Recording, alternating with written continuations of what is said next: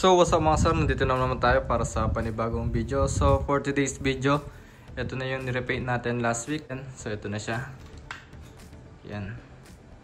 So kung makikita nyo, napakakinis nito. Yan, tuyong-tuyo na rin. Pero sobrang dami pa rin ng orange peel nya. Ayan. Makikita nyo hindi buo yung picture na nagre-reflect. So ngayon is ibabapping natin siya. Meron tayo ditong 1,000 na liha. Ayan. Tapos may rubbing compound tayo. Tsaka wax. So pagko-compare natin, ito muna yung gagawin natin. Pagko-compare natin yung pinagkaiba nila. So sobrang dami ng orange peel niya. Ayan. Hindi na makita yung picture na reflect. So ito rin yung original na kahay dito sa ating R-tray. Ayan. So ganyan siya pag wala na siyang orange peel. So ito naman yung nirepaint natin. So walang makita sa reflect. Yan, paikot. Buo. So ngayon lilihain natin siya ng 1,000. Bababad natin to sa tubig hanggang sa maging matte lahat to. Tapos patuyin natin kung alin yung mga part na may makintab pa, yun yung lilihain natin. So tara!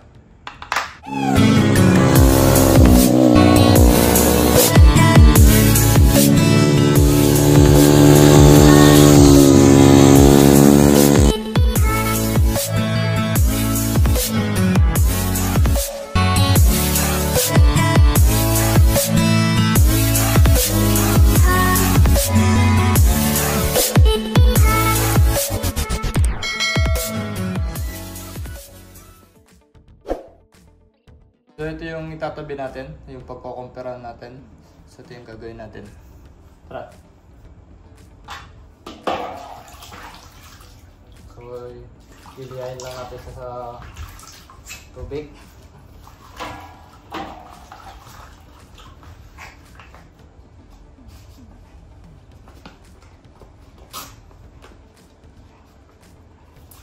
Huwag nyo masyadong diinan, baka lumabas yung base color niya.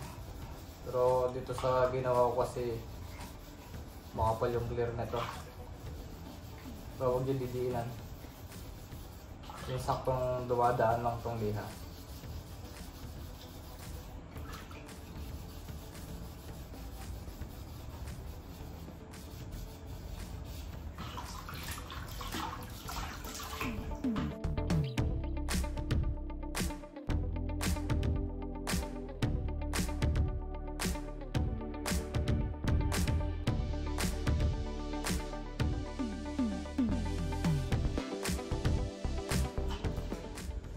So ito na yung umpisa ng ating pagliliyam mga sir. Ayan o.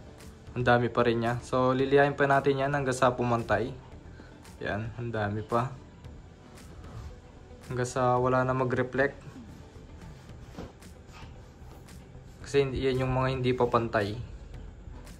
Ayan.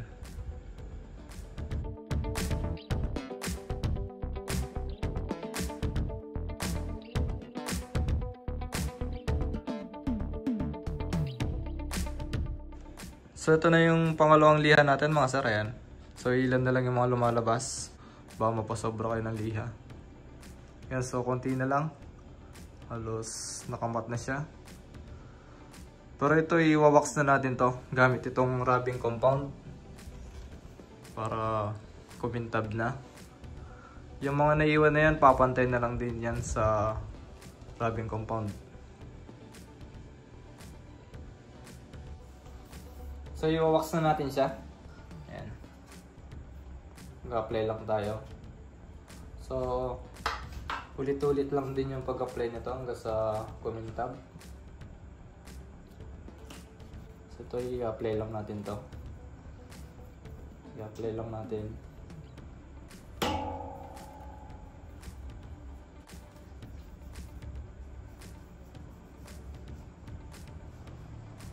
May isa pang rubbing compound na hindi pwede gamitin sa samurai spray paint eh.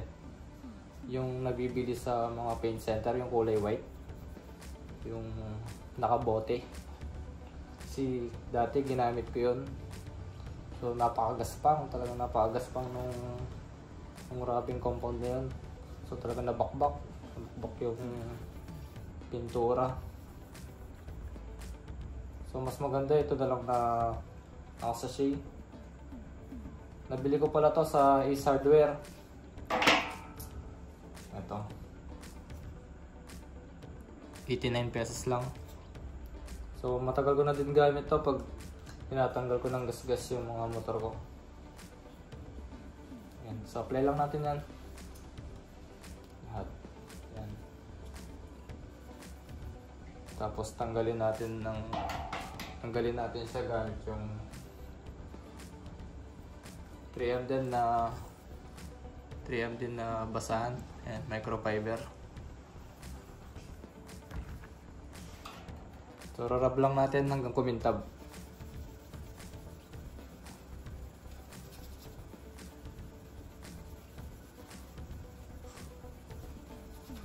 So medyo pagod lang to, tiyagaan lang.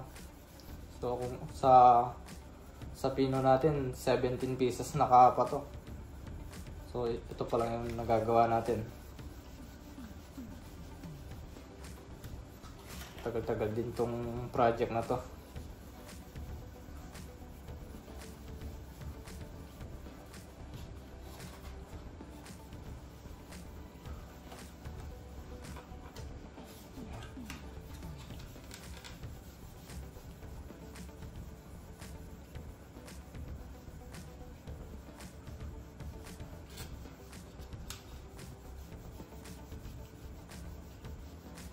So pwede nyo rin palang gawin to kapag nakakabit na sa motor. Ako kasi gusto ko pagkakabit ng is okay na lahat. Pero pag nasa motor naman, ipersa ka na doon para i-rub siyang ganyan. Hindi tulad nito, hinahawakan ko pa. Tapos nirarub. So pupunasan lang natin to hanggang sa kumintab.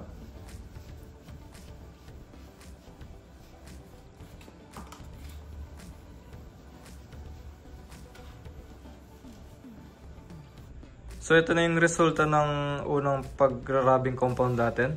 Ayan siya. So i-wax na lang din natin to para tuluyan ng kumintab. Ayan siya ngayon, no?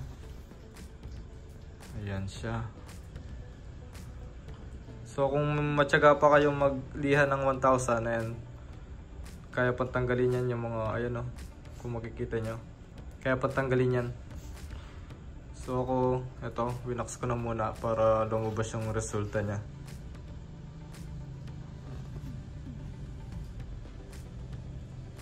So pagkatapos natin siyang i-rubbing compound, isiwawax na natin siya. So kahit anong wax pwede naman to. So yung gamit kong wax ito, MTX Microtex Super Glaze.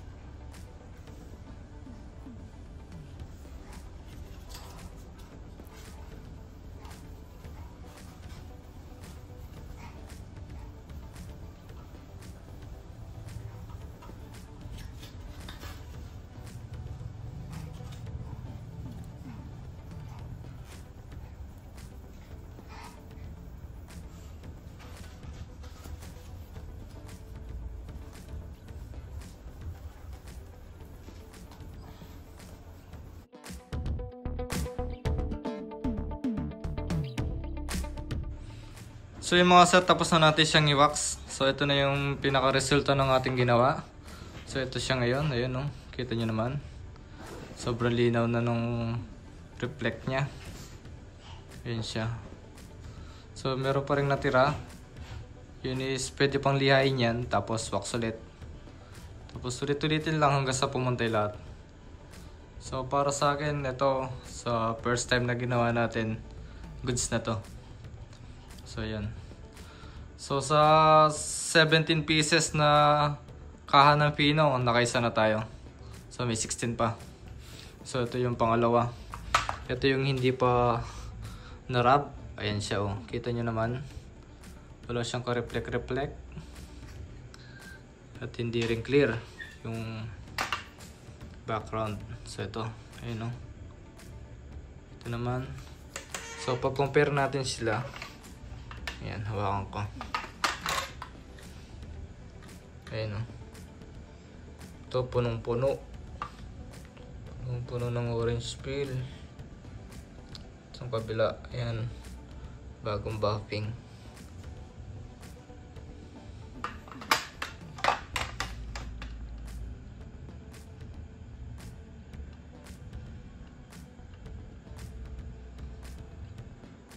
So i-compare din natin to do sa stock color ng R3. So ayan, lumapit din. Ayan siya oh. Malapit na. Compare naman kanina, hindi rin makita. So kunin ko lang isa. Ito yung kanina. Ito yung ganito siya yung itsura niya kanina. Ayan oh. Oh. Walang makita. Ito, kitang-kita. Oh.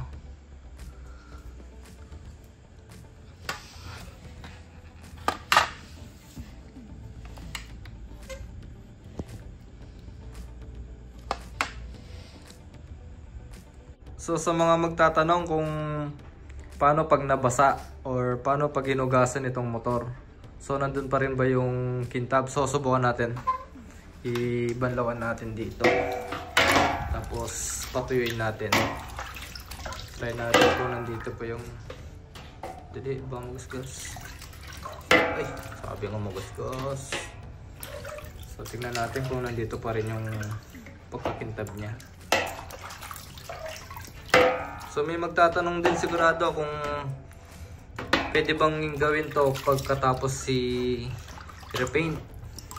Pagkatapos niyang repaint. So kasi pinagpahinga ko muna yung pintura ng 1 week.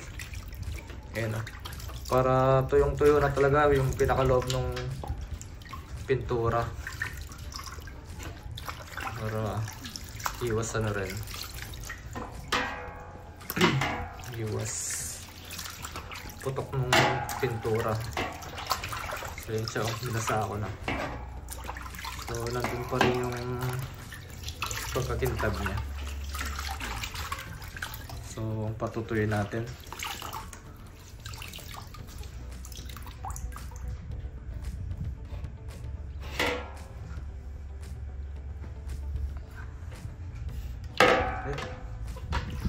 Sige nga, magbasa ka dyan. Ito ka sa lapag.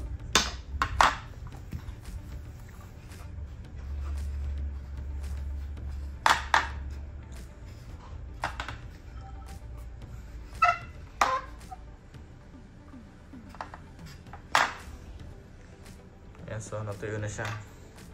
Yun o, wala naman nagbago. Yan, same pa rin.